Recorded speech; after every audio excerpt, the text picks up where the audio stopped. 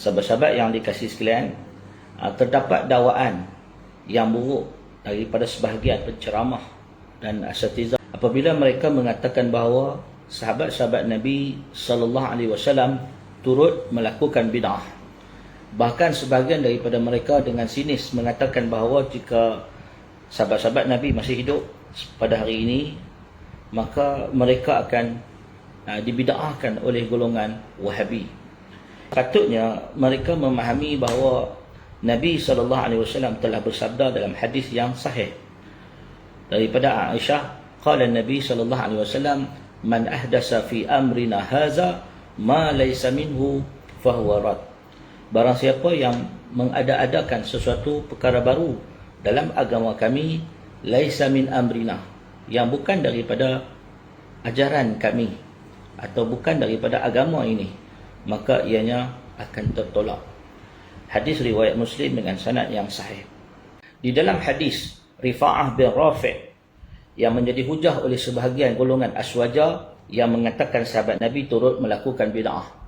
Di dalam hadis daripada Imam Al-Bukhari, di dalam hadis yang dikeluarkan oleh Imam Al-Bukhari daripada Rifa'ah bin Rafi' bahawa mereka solat berjamaah bersama Nabi SAW. Dan ketika Nabi bangkit daripada rukuk, baginda menyebut Sami Allahu liman hamidah.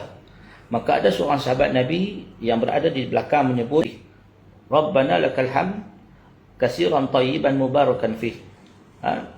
Jadi bila mana selesai solat, Nabi SAW bertanya, siapa yang mengucapkan kalimah tersebut? Maka jawab lelaki tersebut, saya ya Rasulullah. Maka kata baginda SAW, ra'aitu, aku melihat 30,000 para malaikat berlomba-lomba untuk mencatat pahala bagi orang yang membaca ucapan tersebut.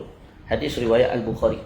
Maka hadis ini sebahagian orang menjadikan alasan sebagai dalil boleh membaca zikir-zikir baru yang tidak ada riwayat dari Nabi. Jadi sebahagian orang dia menggunakan hadis ini sebagai hujah, boleh buat bid'ah sebab sahabat Nabi pun buat bid'ah. Masalahnya hadis ini perlu difahami dengan dua kefahaman yang jelas. Yang pertama, Nabi SAW masih hidup ketika itu dan wahyu masih turun, yang bermakna perbuatan mereka mengadakan satu perkara baru yang Nabi belum ajar akan diperbetulkan oleh Rasulullah SAW melalui petunjuk Allah, atau akan diperakui sebagai diterima dalam Islam atau ditolak sebagai bertentangan dengan Islam. Maksudnya, yang dikatakan bid'ah yang sahabat Nabi buat itu tidak dikira sebab sahabat Nabi buat ketika Nabi masih hidup. Jadi apa yang mereka buat ketika Nabi masih hidup diperbetulkan oleh Nabi. Sebagaimana dalam riwayat-riwayat yang lain, Nabi SAW pernah menegur para sahabat yang melakukan beberapa bid'ah atau benda yang tidak diajar oleh Nabi. Sebagai contoh, ketika mana Al-Bara' bin Azib radhiyallahu ta'ala anhu membaca doa yang diajarkan oleh Nabi dengan mengubah lafaz.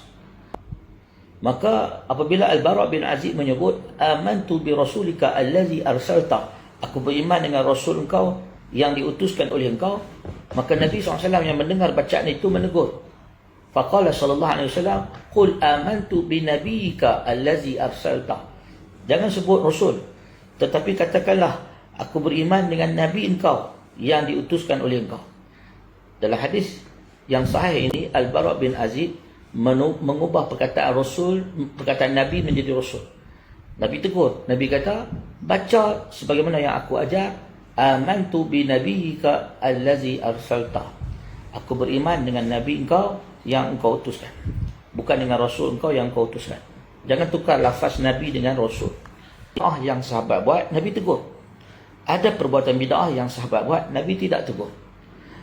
Manakala ada perbuatan bid'ah yang sahabat buat yang Nabi perbetulkan atau Nabi puji dan angkat sebagai amalan. Maka sebab itu, sahabat-sahabat yang dikasihi sekalian, adalah tidak benar dakwaan sahabat Nabi pun buat bid'ah, kita boleh buat. Tidak. Kerana Nabi SAW menolak segala bentuk bid'ah. Kullu bid'atin dalalah. Setiap bid'ah itu sesat. Yang bermaksud bid'ah dalam agama, dalam ibadat. Adapun bid'ah pembukuan Al-Quran, bid'ah naik kapal terbang, bid'ah naik kereta, itu bukan dalam agama. Tidak ada masalah.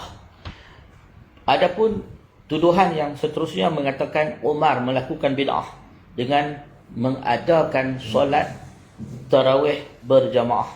Sahabat-sahabat yang dikasihi sekalian, solat tarawih berjamaah pernah dibuat di zaman Nabi selama 3 malam. Malam pertama dibuat bersama Nabi, malam kedua, malam ketiga. Tetapi kerana Nabi bimbang ianya akan dijadikan sebagai fardu atau Nabi bimbang akan menyusahkan umat Islam, maka Nabi meninggalkannya. Maka Umar menghidupkan kembali solat tarawih berjamaah yang pernah dibuat pada zaman Nabi sallallahu alaihi wasallam kerana kekurangan hufaz qari yang boleh membaca Al-Quran.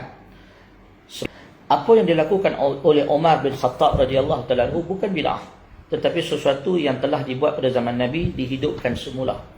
Adapun ucapan yang masyhur kata Umar sebaik-baik bid'ah adalah bid'ah ini, bermaksud bid'ah mengembalikan sunnah yang dakwaan orang hari ini. Oh, kita pun boleh buat bid'ah, apa salahnya buat bid'ah dan sebagainya, kerana sahabat Nabi pun buat. Ianya adalah tuduhan yang buruk. Bahkan sahabat Nabi sangat terkenal menentang bid'ah. Dakwaan mengatakan bahawa hanya Wahabi yang sibuk-sibuk dengan bid'ah tidak benar, kerana terdapat hadis yang sahih, riwayat yang pelbagai, antaranya daripada Abdullah bin Umar yang mendengar satu hari seorang bersin, lalu dia menyebut Alhamdulillah wassalamu ala Rasulillah. Maka kata Abdullah bin Umar, adakah itu yang diajarkan oleh Nabi? Nabi tak pernah ajar begitu.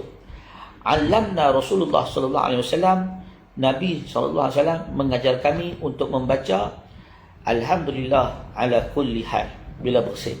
Ini menunjukkan bahawa sahabat-sahabat Nabi sangat tegas dengan bid'ah dan ubah suai agama ini, walaupun atas alasan apa salahnya tidak melanggar syariat.